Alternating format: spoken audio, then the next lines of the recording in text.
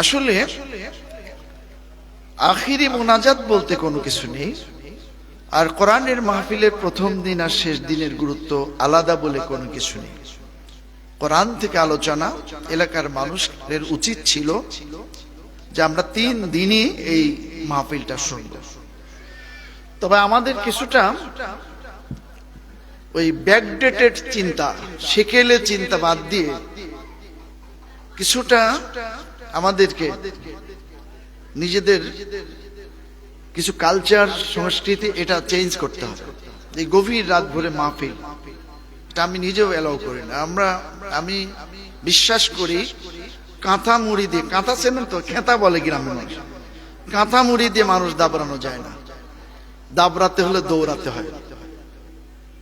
আমরা যারা প্রতিষ্ঠানে চাকরি করি, প্রতিষ্ঠান প্রধান, আমি যদি নিজে অলস হই, আমি যদি জাস্ট টাইমে না যাই, একজন শিক্ষক আমার কথা শুনবে না।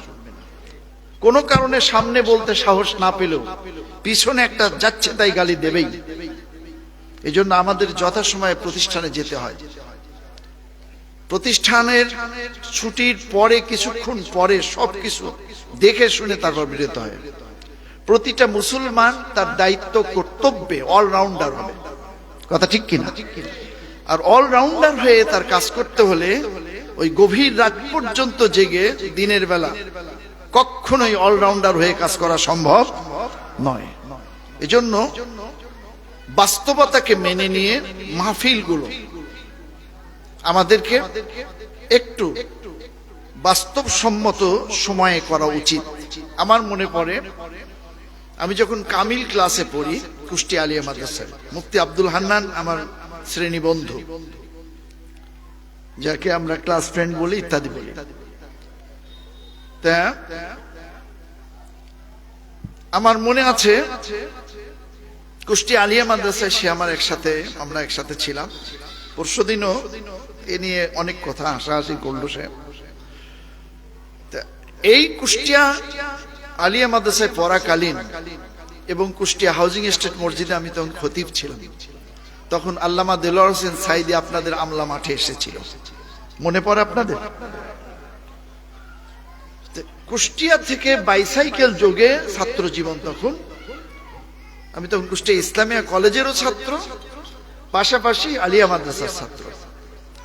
বাইসাইকেল যোগে হাউজিং থেকে আমরা এই আমলা ময়দানে তাফসির শুনতে এসেছিলাম। আল্লামা দেলোয়ার হোসেন সাইদি তাফসির শুরু করতেন আফটার মাগরিব বাদে তার আলোচনা শুরু। মানুষের ভিতরে মাহফিল শেষ হয়ে যাওয়ার পরেও মনে হতো একটু এনার্জি ক্ষয় হয়নি। তার প্রমাণ আবু সুদ্দিন মন্ডল, তিনি জিকে হাই স্কুলের হেডমাস্টার ছিলেন। উনি আমার মসজিদের মুসল্লি এবং সেক্রেটারি ছিলেন। ওনার সাইকেলটা পাঞ্চার হয়ে গেল, বাইসাইকেলটা হাওয়া চলে গেল। এখন ওই বাইসাইকেল ওই রাতে কোথা থেকে সেনে নিয়ে যাওয়া যাবে? আমি ওনাকে চাচা যান বলতাম। আমি বললাম, চাচা যান, আপনার সাইকেল আমি নিয়ে যাচ্ছি, ওই সাইকেল তো চলা যাবে না। তা আমার মনে আছে আমি সেই দিন আমার সাইকেলটা এক হাত দিয়ে চালাচ্ছি, আর আবু সুদ্দিন মন্ডলের সাইকেলটা আমি আর এক হাত দিয়ে, সে সাইকেলে মানুষ নেই, চালিয়ে এই 22 কিলোমিটার পথ কুষ্টিয়া, তাই না? আমলা থেকে 14 মাইল, এটা আমি জানি, হিসাব করলে 22 কিলোই হয়। এই 22 কিলোমিটার পথ আমি 2টা সাইকেল চালিয়ে গিয়েছি, কোনো ক্লান্তি আসেনি। কিন্তু সেটা যদি রাত 2টোই শেষ হতো, সম্ভব হতো? ঘুমের ঝুলে কোথায় যে চলে যেতাম ঠিক ছিল না। প্রিয় ভাইয়েরা, অনেকদিন আপনাদের মাঝে আসা হয় না, এজন্য আর বয়সের কারণে চেহারার গ্লেজও নষ্ট হয়ে গেছে, বুঝতে পারছেন? 22 বছর ডায়াবেটিস। আপনাদের এই আমলা ফুটবল মাঠে 3 দিন ব্যাপী তাফসির হতো, মনে আছে আপনাদের? খুব কম বছর গিয়েছে যে বছরে আমি এই তাফসিরে আসিনি। কোনদিন দ্বিতীয় দিন, কখনো তৃতীয় দিন, কখনো বা প্রথম দিন এই তাফসির গুলোতে আল্লাহর রহমতে, আল্লাহ পাক আল্লাহর ইচ্ছায় আপনাদের এলাকার মানুষের আহ্বানে সাড়া দিয়ে আসার তৌফিক দিয়েছিলেন। এসেছে আজ 15টি বছর আমরা এই কোরআনের সেই নিয়ামত যে আমরা ফুটবল মাঠের তাফসীর এই এলাকায় মনে হতো ঈদের মতো আনন্দ দিত। মনে পড়ে না ভুলে গেছে? এই 15 বছরের পুরস্কার কোরআনের মাহফিল বন্ধ, এটাই তো নাকি? তা আমি মাঝে মধ্যেই বলতাম সুযোগ পেলে যে এই দিনই দিন না, আরো দিন, তারপর টুকু বলতাম। তা আল্লাহ সেটা আজ বাস্তবে দেখিয়ে দিলেন যে যা মনে করেছো 41 সাল চিরদিন সেটা ঠিক নাও থাকতে পারে। প্রিয় ভাইরা, বহুদিন পরে আল্লাহ তাআলা উইদাউট পারমিশন, বিনা অনুমতি যে সমস্ত ঝই ঝামেলা ছিল এই উন্মুক্ত পরিবেশে কোন পারমিশনের প্রয়োজন নাই বলে দেওয়া হয়েছে। বলুন সুবহানাল্লাহ। লাগাম চেপে ধরা হতো, লাগাম চেপে ধরা হতো, এই জাতীয় কথা বলবেন না। অনেক আলেমকে স্টেজে অপমান করা হয়েছে, করা হয় নাই?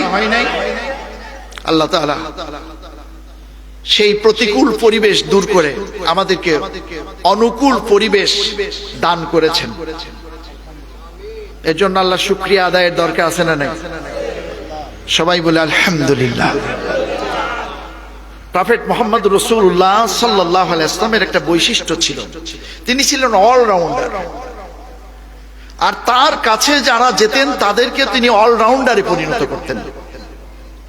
তিনি সেকেলে মানধাত্তা আমলের চোখ বন্ধ করা সাধু বাবা ছিল না। সাধু বাবা ছিলেন না, চোখ বন্ধ করে থাকে, কারো কারো পরনে লুঙ্গিও থাকে না। ভক্তবৃন্দ হাত জোর করে সামনে বসে থাকে, দীর্ঘক্ষণ পরে তাকিয়ে বলে হক মওলা যা পাবি। এদের নাম আমাদের দেশে সাধু বাবা বলা হয়। প্রিয় ভাইয়েরা, আমাদের প্রফেট, আমাদের নবী মুহাম্মদ রাসূলুল্লাহ সাল্লাল্লাহু আলাইহি ওয়াসাল্লাম এই জাতীয় তথাকথিত ওই সাধু বাবা ছিলেন না। তিনি ছিলেন একজন চৌকস মানুষ। সুবহানাল্লাহ। তার কাছে যারা যেতেন তাদেরকেও তিনি চৌকস মানুষে পরিণত করতেন। অতএব মুসলমানদেরকে অলরাউন্ডার হতে হবে, চৌকস মানুষে পরিণত হতে হবে। সেটা কি হতে আমরা রাজি আছি? গত বছরের একটা মাহফিলে মাগুরাতে আমি মানে আলোচনার অনুকূল পরিবেশ পাবো কিনা, হবে কিনা এই চিন্তায় মূল আলোচনায় না যে আমি একটু দেখে নিচ্ছি আপনাদের এনার্জিটা কেমন আছে, পরিবেশটা বুঝে নিচ্ছি। এই রাসূলের স্টাইল ছিল তিনি যার দিকে কথা বলতেন তার দিকে তাকিয়ে বলতেন। সুবহানাল্লাহ। তার মনোযোগ আছে কিনা। আজকে আমরা যারা প্রিন্সিপাল, আমাদেরকে একাডেমিক সুপারভিশন এন্ড ম্যানেজমেন্ট এর উপরে ট্রেনিং হয়। আমার হেডমাস্টার স্যার ওনাদের হয়, আমাদের হয়। আমাদের মূল কাজ এটা, সেই ট্রেনিং আমাদের শেখানো হয়। একজন শিক্ষকের প্রধান বৈশিষ্ট্য হবে সে শিক্ষার্থীদেরকে মনোযোগী করে নেবে। যে মনোযোগী না করে মূল্যবান কথা বলছে আর স্টুডেন্ট শুনছে না, ছাত্র বেঞ্চের উপরে লিখছে happy plus Rocky, I love you Bobby, আমি বলি সে অগাই চণ্ডী মার্কা শিক্ষক। ওর শিক্ষকতার কোনো প্রয়োজন নেই, কেননা সে শিক্ষার্থীদের মনোযোগী করতে পারে না। কথা ঠিক কিনা বল? আমি মহামূল্যবান কথা বললাম, আমার সামনে শ্রোতা নেই, আমার শ্রোতার মনোযোগী নেই, ঘুমিয়ে পড়েছে, ওই মূল্যবান কথার কোনো প্রয়োজন নেই। সেটা আছে কিনা আমি একটু ট্রাই করছি। কষ্ট পাচ্ছেন না? রাসূল সাল্লাল্লাহু আলাইহি ওয়াসাল্লাম যার দিকে কথা বলতেন তার দিকে তাকিয়ে বলতেন, তাকে মনোযোগী করে নিয়ে বলতেন। মনোযোগী করার জন্য মাঝে মধ্যে তিনি এটা ওটা করতেন। যে রাসূল নিজেকে বলেছেন বুইস্তু মুআল্লিমা, বুইস্তু মুআল্লিমা। আরে আমি নট অনলি মুল্লা, তুমি টুপি দাড়ি দেখে আমার মুল্লা মনে করো না, তুমি কি মনে করো? রাসূল বলছে আমি শিক্ষক। সুবহানাল্লাহ। আর একটু জোরে বলি সুবহানাল্লাহ। হুজুর বলেছেন আমি শিক্ষক, শিক্ষকতা আমার কাছ থেকে শিখে নাও। এই মনোযোগী করার জন্য বুখারীর হাদিসে এসেছে রাসূল করিম সাল্লাল্লাহু আলাইহি ওয়াসাল্লাম মাঝে মধ্যে সাহাবীদেরকে মনোযোগী করার জন্য এটা সেটা ধাঁধা পর্যন্ত ধরেছেন, কৌতুক করেছেন। সুবহানাল্লাহ। একদিন তো বক্তৃতা দিতে দিতে হঠাৎ করে বললেন, আরে শোনো শোনো, একটা ধাঁধা জিজ্ঞেস করি। সাহাবীরা বললেন, ইয়া রাসূলুল্লাহ করেন। এটা বুখারীর হাদিস। হুজুর বললেন, ওয়া ইন্না মিন শাজারাতিন লা ইয়াসকুতু ওয়ারাকুহা ওয়া হিয়া কাল মুসলিম ফাহাদ্দিসুনি মা হিয়া। আরে বলো তো দেখি, এই পৃথিবীর গাছসমূহের মধ্যে এমন একটা গাছ আছে যে গাছটার পাতা কোনোদিন মোটা থেকে খুলে পড়ে না। ওয়া হিয়া কাল মুসলিম, গাছটা মুসলমানদের মতো। ফাহাদ্দিসুনি মা হিয়া, তোমরা বলো তো দেখি গাছটার নাম কি? দেখছেন, এটার উদ্দেশ্য মনোযোগী করে নেওয়া, যে এক পেশিয়ে একমুখী এক ধরনের কথা বলতে শুনতে শুনতে তারা হয়তো একটু ক্লান্ত হয়ে গেছে, একটু নতুন কিছু দেওয়া। সুবহানাল্লাহ।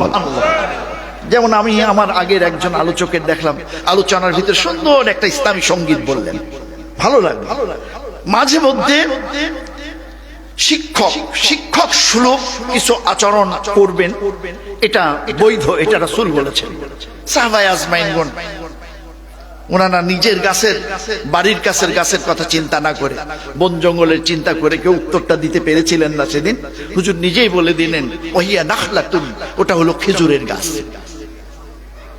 ওর কাণ্ড ভেঙে যায়, ওর বেগও খুলে যায়, ওর গোড়া থেকে উপরে যায়, মাঝখান থেকে ভেঙে যায়, বাট পাতা বোটা থেকে খুলে পড়ে।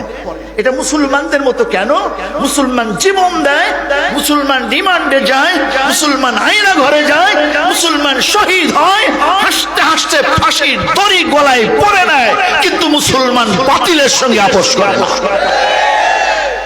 এই জন্য রাসূল করিম সাল্লাল্লাহু আলাইহি ওয়াসাল্লাম বলেন, খেজুর গাছ ভেঙে যায়, উপরে যায়, কিন্তু ওর পাতাগুলো গোটা থেকে খুলে যায় না। আর ওটা মুসলমানদের মতো, মুসলমান সব দেয়, ঈমান দেয় না। জোরে বলি সুবহানাল্লাহ।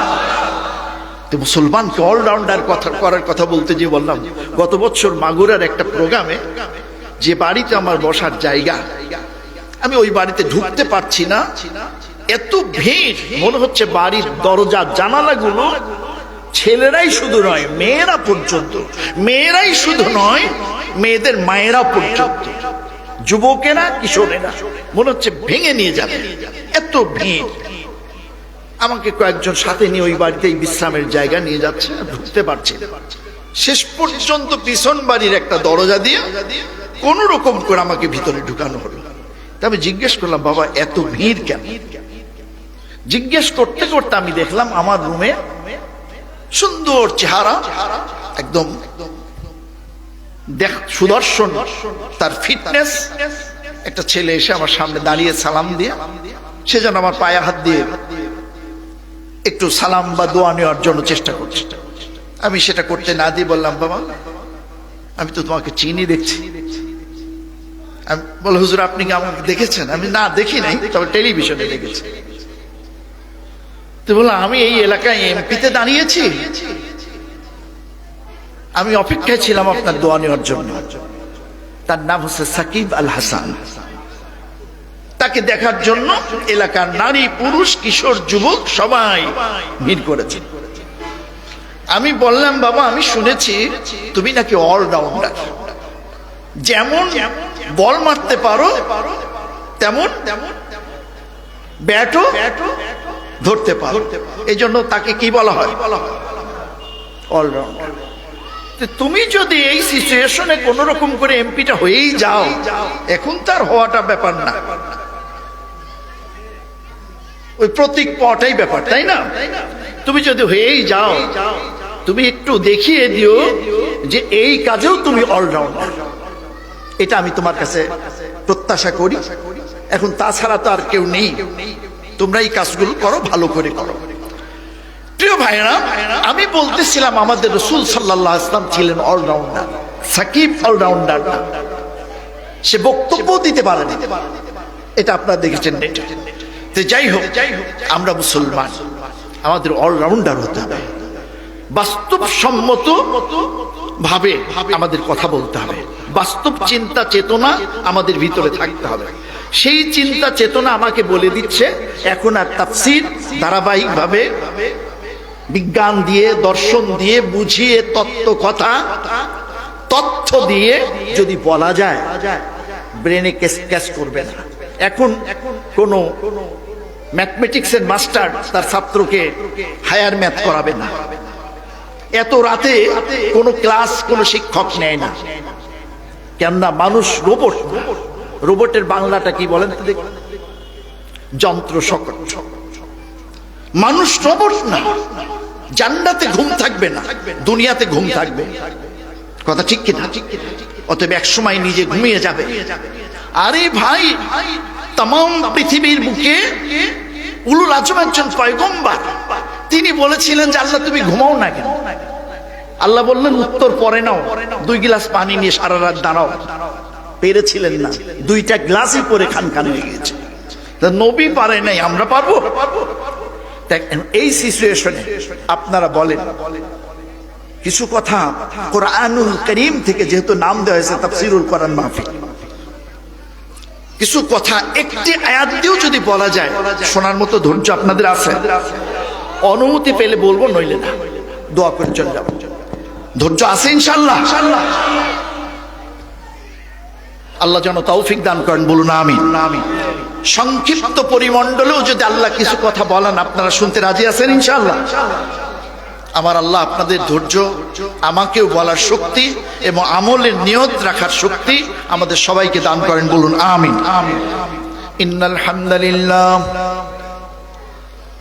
আলহামদুলিল্লাহিল্লাযী কাফা ওয়া সালামুন আলা ইবাদিহিল্লাযীনা ইসতাফা। أما بعد فأعوذ بالله من الشيطان الرجيم. بسم الله الرحمن الرحيم. إن الله وملائكته يصلون على النبي يا أيها الذين آمنوا صلوا عليه وسلموا تسليما. اللهم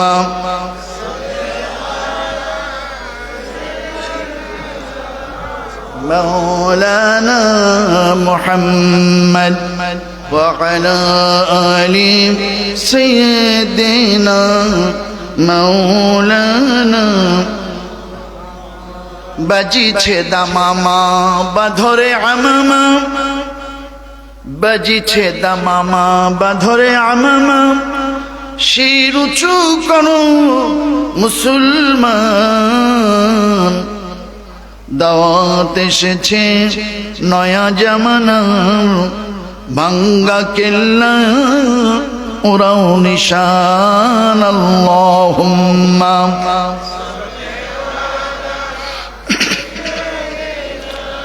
مولانا محمد وعلى آل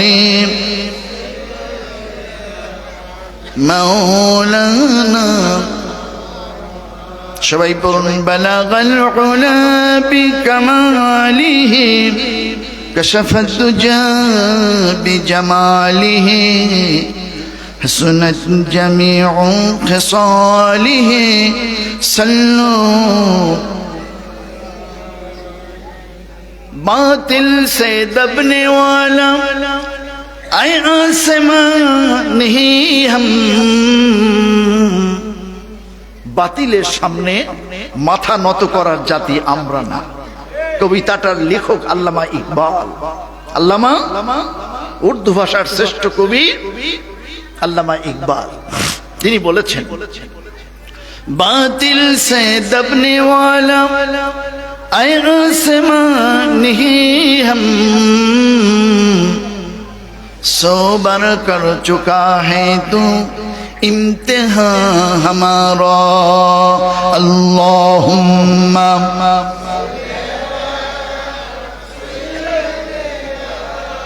مولانا محمد وعلى آل سيدنا مولانا. সকলে আমার সঙ্গে পড়ুন, أعوذ بالله من الشيطان الرجيم بسم الله الرحمن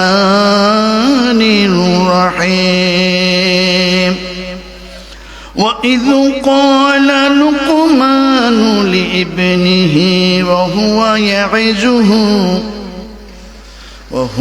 يعظه يا بني لا تشرك بالله إن الشرك لظلم عظيم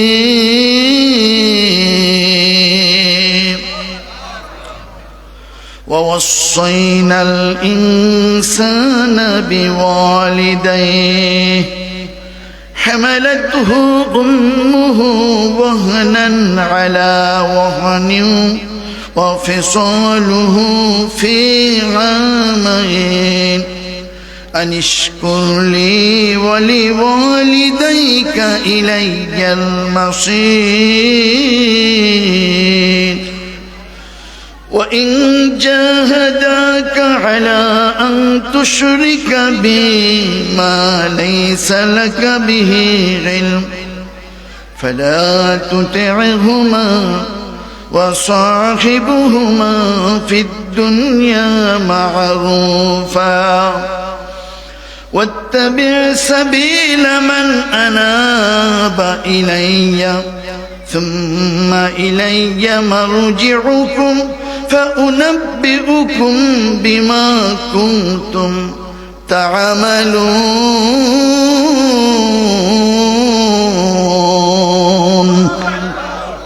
صدقت يا رب العالمين سورة اللقمان আয়াত নম্বর 13, 14 এবং 15 দেখি একটু কথা বলার চেষ্টা করি। হাজার হাজার বছর আগের একজন কালো মানুষ, কৃষ্ণাঙ্গ, কুটকুটে কালা, তাফসিরে এসেছে পা দুটো ছিল ধেপসা। ধেপসা বোঝেন? সরানো পা, ফাটা ধেপসা। ঠোঁট দুটো ছিল মোটা, আকৃতি ছিল খর্বাকৃতি, বেঁটে। এই লোকটি নবীও নন, রাসূলও নন, তিনি প্রাচীন কালের একজন জ্ঞানী মানুষ।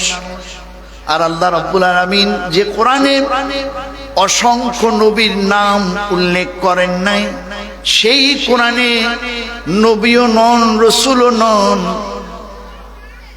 এমন একজন সুন্দর মানুষও নন, রাজা বাদশাহ নন। এই লোকটার নাম আল্লাহ উল্লেখ করেছেন দুইটা কারণে। কয়টা? এক নম্বর কারণ মুফাসসিরিনে কেরামগণ বলেছেন লোকটা ছিল আল্লাহর একজন শুকর গুজার বান্দা, আল হামিদু।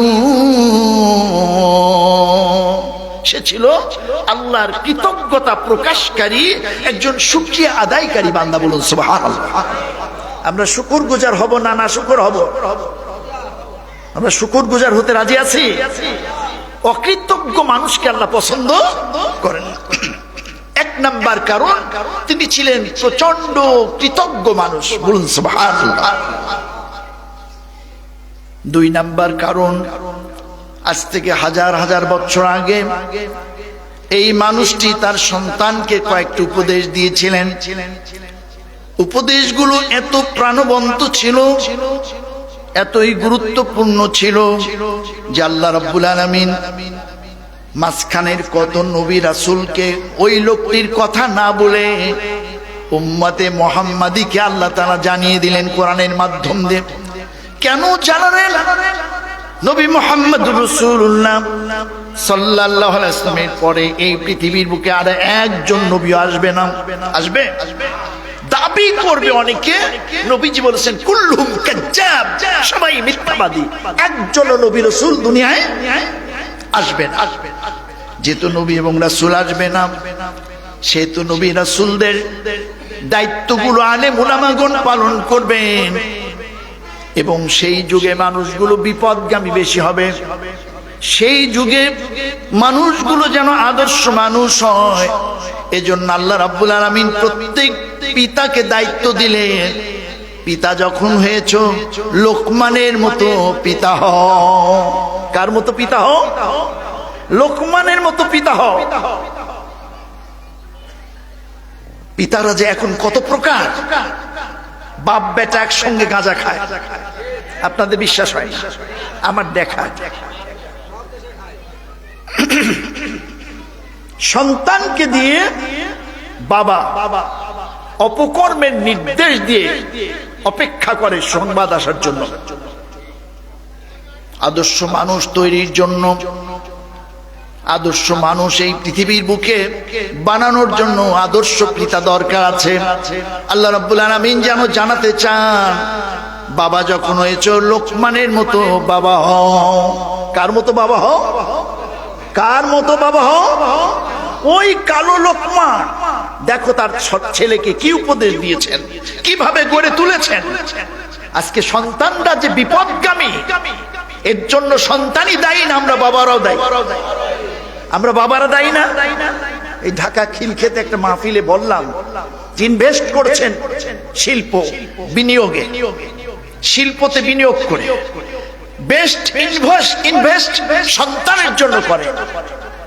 স্বামী প্রতিষ্ঠানের চেয়ারম্যান, স্ত্রী এমডি, ম্যানেজিং ডিরেক্টর, সন্তান মানুষ হচ্ছে কাজের বুয়ার কাছে, সন্তানকে পড়াচ্ছে প্রাইভেট মাস্টার। আদর্শ বাবা মার সঙ্গ পাচ্ছে না, সন্তান বিপদগামী হয়ে যাচ্ছে। আমি বললাম, আপনার ওই শিল্প প্রতিষ্ঠানে বড় বড় মেশিন, ইট, তার দরজা জানালা খুলে আপনার সন্তান মাদক সেবী হয়ে মাদক কিনে খাবে যদি মানুষ না করে। অতএব সন্তানকে মানুষ করার জন্য আপনারা বিনিয়োগ করেন, সন্তানকে সময় দেন।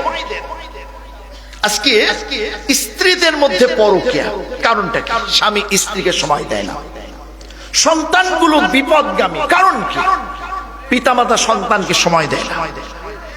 আমি সন্তানদের বলি, বাবা মাকে বড় বন্ধু বানাও, আর বাবা মাকে বলি সন্তানকে সময় দাও। বিশ্ব নবী মুহাম্মদ রাসূলুল্লাহ, সবাই বলি সাল্লাল্লাহু আলাইহি ওয়াসাল্লাম, একটু মহব্বতে বলি সাল্লাল্লাহু আলাইহি ওয়াসাল্লাম। এশার নামাজ পড়ে, আমার এই যে ভাইজান বললেন ফজরের নামাজ, চেহারাটা এমনি এমনি সুন্দর হয়নি, ফজরের নামাজ জামাতে পড়ার কারণেই আল্লাহ চেহারায় নূর দিয়েছে। সুবহানাল্লাহ বলেন। এশার নামাজ, ফজরের নামাজ জামাতে পড়তে হলে এশার পরে বেশি দেরি করা ঠিক না। ওই যে উনি বললেন 10টায় ঘুমায়, তাই না? এই জন্য প্রফেট মুহাম্মদ রাসূলুল্লাহ সাল্লাল্লাহু আলাইহি ওয়াসাল্লাম এশার নামাজ পড়ে বেশি দেরি করতেন না, সঙ্গে সঙ্গে ঘরে চলে যেতেন। সুবহানাল্লাহ। আরে ভাই, একদিন ব্যস্ত হচ্ছেন নাকি আপনার? একদিন একটু দেরি হয়েছে, স্ত্রী মা আয়েশা অভিমান করেছে যে আজকে আমার স্বামী এত বিলম্বে এলো, আমি না অপেক্ষা করছি। আমি না সেজে গুজে চুলগুলোকে সুবিন্যস্ত করে আমি সুন্দর করে বিছানা পেরে যার জন্য অপেক্ষা করছি, তিনি এত দেরিতে আসলেন, মুখটা ভার করে রইলেন। আল্লাহর নবীজি ঘরের ভিতরে ঢোকার সময় সালাম দিতেন, সালাম দিয়ে বিশ্ব নবী আমার ঘরে ঢুকলেন। সুবহানাল্লাহ বলেন। স্ত্রীকে সালাম দেওয়া সুন্নাত, স্ত্রী স্বামীকে সালাম দেবে এটা জায়েজ, কিন্তু সুন্নাত না। স্ত্রী স্বামীকে সালাম দেবে এটা জায়েজ, আর স্বামী স্ত্রীকে সালাম দেবে এটা সুন্নাত। সুন্নাত পালনে বেশি নেকি না জায়েজ পালনে বেশি নেকি? সুন্নাত পালনে বেশি নেকি। এই সুন্নাতটা আমরা আজকে যাদের গৃহিণী আছে, ঘরে বউ আছে, আমরা এই সুন্নাতটা পালন করতে পারবো ইনশাআল্লাহ? পারবো ইনশাআল্লাহ। বাড়িতে যে তো দরজাটা খোলার জন্য কলিং বেল অথবা মোবাইল অথবা করানক করতে হবে, দরজাটা খুললে সালাম দিতে পারবেন? লজ্জা করবে? কার কার হাত তোলেন তো একটু, লজ্জা করবে? আল্লাহ রাসূল সাল্লাল্লাহু আলাইহি ওয়াসাল্লাম বলেছেন যে স্ত্রী তার, যে স্বামী তার স্ত্রীকে সালাম দেয়, আল্লাহ তাআলা ওই পরিবারটাকে ঋণ মুক্ত করে দেয়। একটু জোরেই বলেন সুবহানাল্লাহ। আজ ব্যাংকের ঋণ, গ্রামীণ ব্যাংকের ঋণ, সমিতির ঋণ দিতে দিতে সুদ খেতে খেতে কলিজা পাথরের মতো শক্ত হয়ে গেছে। আপনি কি ঋণমুক্ত থাকতে চান না? আল্লাহ রাসূল বলেছেন, জীবনে কয়টা মিথ্যা কথা যেন রাসূলুল্লাহ বলছেন? হ্যাঁ, চুপ করে আছেন যারা, কয়টার পক্ষে তারা? আরে কিয়ামতের ময়দানে ইব্রাহিম আলাইহিস সালাম আল্লাহর কাছে সুপারিশ করতে যাবে না যে আমি 3টা মিথ্যা কথা বলেছিলাম, আমি 3টা মিথ্যা কথা বলেছিলাম, আল্লাহর সামনে যেতে আমার ভয় লাগতো। কি কি? 1 নাম্বার মিথ্যা বলেছিলাম যে আমার দেশের লোকেরা যখন ওই পূজার মেলায় আমাকে ডেকেছিল, আমি সুস্থ থেকে বলেছিলাম যে আমি অসুস্থ। 2 নাম্বার, আমি আমার স্ত্রীকে, কাকে? আমার স্ত্রী কে নিয়ে আমি যখন যাচ্ছিলাম এক জালেম বাদশার এলাকা দিয়ে, সেই জালেম বাদশা তার সঙ্গী মহিলাকে পেলে মহিলাকে ভোগ করত, আর সঙ্গী যদি স্বামী হতো তাকে হত্যা করত, আর যদি ভাই হতো তাকে আটকায় রাখতো বা ছেড়ে দিত। আমি তখন পরিচয় দিয়েছিলাম এটা আমার বোন। এটা আমার কি? বোন। 3 নাম্বার, আমার কওম জাতি যখন এসে দেখলো তাদের পূজার মণ্ডপে সমস্ত মূর্তিগুলো ভেঙে চুরমার হয়ে গেছে। মুসলমানরা ক্ষমতায় গেলে মূর্তি বানায় না মূর্তি ভেঙে ফেলায়? কত হাজার কোটি টাকা মূর্তি বানাতে খরচ হয়েছিল আপনারা জানেন? এত ভালো না, এত ভালো। ওই কুষ্টিয়া আলিয়া মাদ্রাসা প্রিন্সিপাল, আমি তো ওখানে ছাত্র ছিলাম, শুধু কামিলের ছাত্র ছিলাম। প্রিন্সিপাল সাহেবকে এক যুবক এসে বলছে, হুজুর আমি তো একটা বাজে কথা বলে ফেলেছি। বলে কি? বলে আমার বউরে আমি মা বলছি। আমার বউ এখন আছে না নাই? শামসুল হুদা সাহেব উনি একটু তোতলা মানুষ ছিলেন, ওনার ছাত্রদের একজন থাকতেও পারেন এখানে, আছে না? তোতলা ছিল না, হাতে একটা লাঠি থাকতে একজন ম্যাজিস্ট্রেটকে পিটাইছিল। একজন ম্যাজিস্ট্রেটকে পিটায় ডিসি সাহেবকে ফোন করে বলেছিলেন বেয়াদবকে পাঠিয়েছে, বেয়াদব আপনার সামনে দেখেন, বেয়াদবকে পাঠিয়েছে।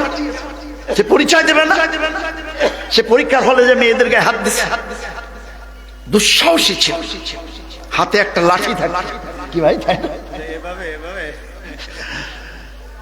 শামসুল হুদা সাহেব জিজ্ঞেস করছে সেই ছাত্রকে, সেই লোকটা, তুমি বউরে যে মা বললে, ফতোয়া চাইতে এসেছো, মা বললে টাকা, এটা হেদায়া, যেটা মুসলিম অর্ডিন্যান্স, মুসলিম ল, এই লয়ের সবচাইতে গুরুত্বপূর্ণ কিতাবটার নাম আল হেদায়া। ভুল বলেছি? আল হেদায়া। সুপ্রিম কোর্টের জাস্টিস আমাকে বলেছেন যে মুসলিম পারিবারিক অর্ডিন্যান্সে সব আইন হেদায়া থেকে নেওয়া, এই যে জমি জমা বন্টন ইত্যাদি সব হেদায়া থেকে নেওয়া। বলুন সুবহানাল্লাহ। তো হেদায়াতে একটা অধ্যায় আছে, অধ্যায়টার নাম জেহাদ। জেহাদ অর্থাৎ কেউ যদি তার স্ত্রীকে মা বলে তাহলে সমাধানটা কি হবে? যেমন কেউ তার বউকে বললো কাজে হারে উম্মি, এই তোর পিঠটা আমার মায়ের পিঠের মতো, তোর শরীর আজ থেকে আমার মায়ের শরীরের মতো, অর্থাৎ তুই আমার জন্য হারাম। এই কথা যদি বলে সমাধানটা কি, এর একটা সমাধানের অধ্যায় ফিকাহ শাস্ত্রে আছে। হুজুর বললেন যে সমাধান দিতে গেলে তোর সেন্স, উদ্দেশ্যটা কি ছিল জানতে হবে। তুই বল, তুই কি তালাক দেওয়ার জন্য বলেছিস, না তোর স্ত্রীকে হারাম করার জন্য বলেছিস, না স্লিপ অফ ট্যাং, মুখ ফসকে বলেছিস, কোনটা? বলল হুজুর আদর করে বলে ফেলেছি, ভালোবেসে বলে ফেলেছি। বলে সেটা আবার কেমন? বল দুজনটা পাগলের মতো ভালোবাসে। আমার স্ত্রী রে আমার শ্বশুর নিতে আসছে, বউ আমার কানে কানে বললো দেখো বাপ আসুক আর চাচা আসুক বুঝি না, তোমারে ছাড়া আমি বাঁচবো না। সুবহানাল্লাহ বলেন। ভালোবাসা তো ভালো, স্বামী স্ত্রীর মধ্যে ভালোবাসাটা কি অত্যন্ত ভালো। দেখো আমি আব্বার সামনে বলবো না, তুমি গেলে যাবো, নইলে আমি যাবো না, কিচ্ছু বুঝি না পৃথিবীতে তোমাকে ছাড়া। এটাই ইসলাম। সুবহানাল্লাহ বলেন, একটু জোরে বলি সুবহানাল্লাহ।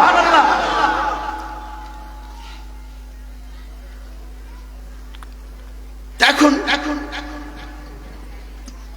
আমি তাকে বললাম যে দেখো ধানের মৌসুম, ধান কাটার মৌসুম, বতর লেগেছে, এখন যদি আমি বাড়ি থেকে তোমার সঙ্গে যাই, আব্বা বেজার হবে, বাবার কষ্ট হবে, তুমি যাও, আমি 2-1 দিনের ভিতরে আসার চেষ্টা করব। সে বলল আমি কোনো কথা শুনতে রাজি নেই, আমি যাব না। হুজুর বললেন, হুজুর বলতেছেন, ছেলেটা তখন বলল যে আমি বউকে আদর করে বললাম, সোনা ভালো তুমি যাও, জাদু ভালো তুমি যাও। এই সোনা জাদু ময়না টিয়া বলতে বলতে, হ্যাঁ এটা ভালো সেটা ভালো বলতে বলতে মা ভালো তুমি যাও বলে হুজুর আমি বউকে ওই বলে ফেলেছি, মা না ভালো তুমি যাও, এখন আমার কি হবে?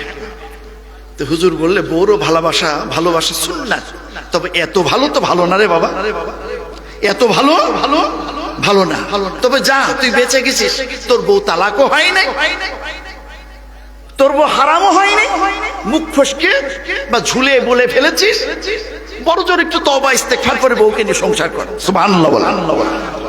ভালোবাসা ভালো, বেশি ভালো কি ভালো নাকি? গোটা দেশের মোড়ে মোড়ে রাস্তাঘাটে যেভাবে মূর্তি বানানো হয়েছিল, দেখে মনে হতো যেন দেশটা গোটা যেন পূজার মণ্ডপে পরিণত হয়েছে। বিভিন্ন দিবসে সেই মূর্তিগুলো সেই প্রতিকৃতিতে ফুল নিয়ে যাওয়া, শ্রদ্ধা ভরে সেখানে দাঁড়িয়ে থাকা, সেখানে নীরবতা পালন করা, এই সমস্ত কালচার শুরু হয়েছিল। আল্লাহ আমাদের হেফাজত করেছে, 95% সব গেছে। চিৎকার মেরে বলেন আলহামদুলিল্লাহ। আবার কি ফিরে চান ওই মূর্তিগুলো আবার প্রতিস্থাপিত হোক? এটা কি চান? মুসলমান ক্ষমতায় গেলে মূর্তি ভাঙে, মূর্তি গড়ে না। তবে অমুসলমান ভাইদের পূজার মণ্ডপের মূর্তি ভাঙবেন না, ওটা জায়েজ, ওটা আমাদের জন্য জায়েজ নয়। মুসলমান তার ঘরে মূর্তি রাখবে না, মুসলমান তার এলাকায় মূর্তি রাখবে না, অমুসলমান তার পূজার মণ্ডপে রাখবে, এতে বাধাও দেব না। আল্লাহর খলিল ইব্রাহিম আলাইহিস সালাম বললেন, তারা যখন সবাই মেলায় চলে গেল, মূর্তিগুলো কোরাল নিয়ে আমি ভেঙে বড় মূর্তিটার ঘাড়ে আমি কোরাল ঝুলিয়ে রাখলাম। কওমের লোক এসে জিজ্ঞেস করলো, ইব্রাহিম তুমি তো এলাকায় ছিলে, তুমি বলো আমাদের মূর্তিগুলো কে ভেঙেছে? ইব্রাহিম আলাইহিস সালাম বললেন, আমি সেদিন বলেছিলাম ওদের ভিতরে যে বড়, ওদের চাইতে যে বড় সেই ভেঙেছে, যেগুলো ভাঙা হয়েছে তাদের চাইতে যে বড় সে ভেঙেছে।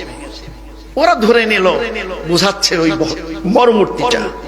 আর ইব্রাহিম আলাইহিস সালাম এক সেন্সে 3 জায়গায় সত্য বলেছে। একটা সেন্স, সেটা হলো মূর্তির চাইতে আমি মানুষ বড়। ওই মূর্তি আমাকে বানাই নাই, এই মানুষ মূর্তিকে বানাই। অতএব মানুষের মর্যাদা বেশি, মানুষ বড়। সুবহানাল্লাহ। এই 3টা হিকমতি মিথ্যা বলার কারণে ইব্রাহিম আলাইহিস সালাম কিয়ামতের ময়দানে আল্লাহর কাছে সুপারিশ করতে যেতে পারবে না, যাবেন না। এবার আপনারা বলেন আমার নবীজি কয়টা মিথ্যা কথা বলেছেন? জীবনে একটা মিথ্যা কথা কোনোদিন বলেছেন? সেই রাসূল বলেছেন যে স্বামী তার স্ত্রীকে সালাম দেয়, আল্লাহ তাআলা তার পরিবারটাকে ঋণ মুক্ত করে দেন। একটু জোরে বলি সুবহানাল্লাহ। আজ থেকে আমলটা করব, রাজি আছি?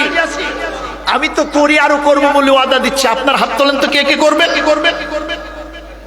আল্লাহ আমাদের তৌফিক দান করুন, বলুন আমিন। আপনার পরিবারটিকে আল্লাহ ঋণ মুক্ত করে দেবে। এখন মূল কথায় ফিরে আসি। প্রিয় ভাইরা, আল্লাহ রাসূল সেদিনে এশার নামাজ পড়ে যেতে একটু দেরি হয়েছে, মনে আছে? অভিমান করে বসে আছে কে? স্ত্রী। একটা রাত দেরি করে গেছেন, স্ত্রী অভিমান করে বসে আছেন। আর যারা প্রতিদিন রাত 2টো 3টা এমনকি রাত কাটিয়ে যান, তাদের স্ত্রীর মনে কষ্ট লাগে না? কষ্ট লাগতে লাগতে একদিন যখন বুঝবে আপনি রাস্তায় বসে, ব্রিজের রেলিং এ বসে রাত ভরে অন্য নারীর সঙ্গে কথা বলবেন, সে তখন তার মনে পড়বে আমাকেও তো একটা ছেলে বিয়ের আগে প্রপোজ করেছিল, আমাকেও তো আই লাভ ইউ বলেছিল, কত মেসেজ দিয়েছিল, নাম্বারটা তো মুখস্থ আছে, আমিও গল্প বলবে কি বলবে না? পরকীয়া কেন হয়? এগুলো বাদ দেন। রাসূলুল্লাহ যে দেখলেন আয়েশা, সালাম দিয়ে ঢুকে দেখলেন আয়েশা মনটা ভারী করে আছে। হুজুর বললেন, আয়েশা মনটা ভারী করো না, একটু দেরি হয়েছে, এমনি এমনি দেরি হয় না। আজকে কিছু ওই কনভার্টেড মুসলিম অন্য এলাকা থেকে এসেছিল, তাদের থাকা খাওয়ার ব্যবস্থা করতে যে দেরি হয়ে গেছে।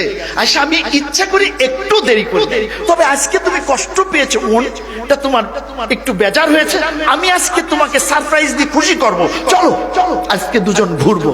সুবহানাল্লাহ। চাঁদনি রাত, দুজন দুজনের ধরলেন হাত, মিষ্টি গল্প করতে করতে মদিনার মানুষগুলো সব বিছানায় কাত ঘুমিয়ে আছেন, আর বিশ্বনবী তার স্ত্রী কিনে সেই রাতে হাঁটছেন, মধুর গল্প করছেন। সুবহানাল্লাহ। এটা কি সুন্নাত না বেদাত? এই সুন্নাত যদি আপনাদের মসজিদের ইমাম সাহেব করে, ইমামতি থাকবে না। কি করে থাকবে না বলতেছে? প্রায় সেই জায়গাটা আমি গিয়েছি, আল্লাহ আমাকে নিয়েছেন 9 বার, আল্লাহ আমাকে ওখানে নিয়েছেন, আলহামদুলিল্লাহ। দুজন মিষ্টি গল্প করতে করতে একটা সমতল চত্বরে যেয়ে দেখলেন সুন্দর সমতল, নাই উঁচু নিচু, নাই কাঁটা, নাই পাথর। হুজুর বললেন, আয়েশা লোকজন নেই, চলো একটু দৌড়াই। আয়েশা তো বাচ্চা মানুষ, তার তো মনটাই চাইতো দৌড়াদৌড়ি করতে। আম্মা জান আয়েশা বললেন, ইয়া রাসূলুল্লাহ, আমার মন তো চাই দৌড়াতে, কিন্তু আপনার জন্য দৌড়াই না। হুজুর বললেন, আজ দৌড়াই। সেদিন বিশ্ব নবী মুহাম্মদুর রাসূলুল্লাহ সাল্লাল্লাহু আলাইহি ওয়াসাল্লাম আয়েশার সঙ্গে দৌড়ালেন। আম্মা জান আয়েশা বলেন, আমার শরীরটা বড় পাতলা ছিল, আমি যেন পাখির মতো উড়লাম। বিশ্ব নবীকে পিছনে ফেলে আমি দৌড়াই আগে চলে গেলাম, তাকিয়ে দেখলাম নবীজি অনেকখানি পিছনে পড়ে গেছে। ময়দানের শেষ প্রান্তে যে মুস্কি হাসি দিয়ে বললাম,